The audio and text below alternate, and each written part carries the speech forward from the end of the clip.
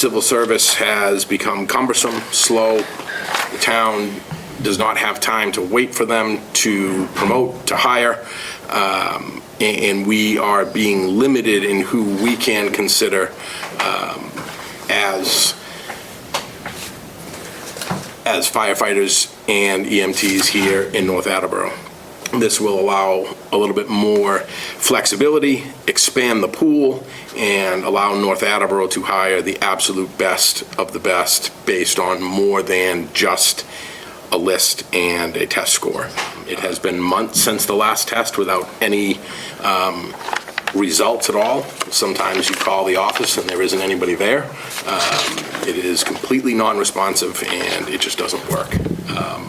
Firefighters are actually aware of this and support it. Anyone who has existing civil service protection will not lose existing civil service protection. It will be for new hires and new promotions. Is there a hiring policy in place? Like, can we keep the good parts of civil service, like a veteran's preference, a residency preference? Civil service is definitely outdated. I grew up in the civil service system. I promoted through the civil service system, but now as fire chief, I think there's a better way to do things. And yes, we have worked with the union. We have a hiring policy in place that's already drafted, ready to go. It allows us to have a test. It allows us to consider lateral firefighters that are working in another department that want to come to North Attleborough and work and not have them take a test. It also has a promotional process where it does take into consideration training, education, a weighted score based on a test or an assessment center is already in place, and the union is in agreement with this. The city of Attleborough just had a deputy chief's exam. They're on day 80 plus waiting for results.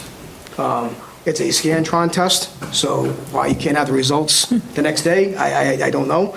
There was supposed to be a reform that never occurred, and there were only 3 employees for civil service. So we have a process in place. Veterans have a preference as well too, which we've already added into our promotional process and our hiring process. Aaron Braga, the firefighter you met this evening, he actually contacted me about a year and a half ago.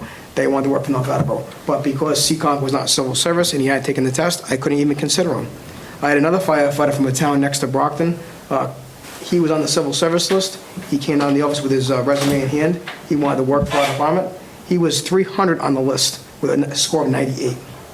I couldn't even touch him. I believe that this is an empowering legislation at the local level that allows us to modernize our force. And I would say that our local bargaining unit was at the table with us crafting the language a part of this, and they played an active role. It wasn't done in a silo.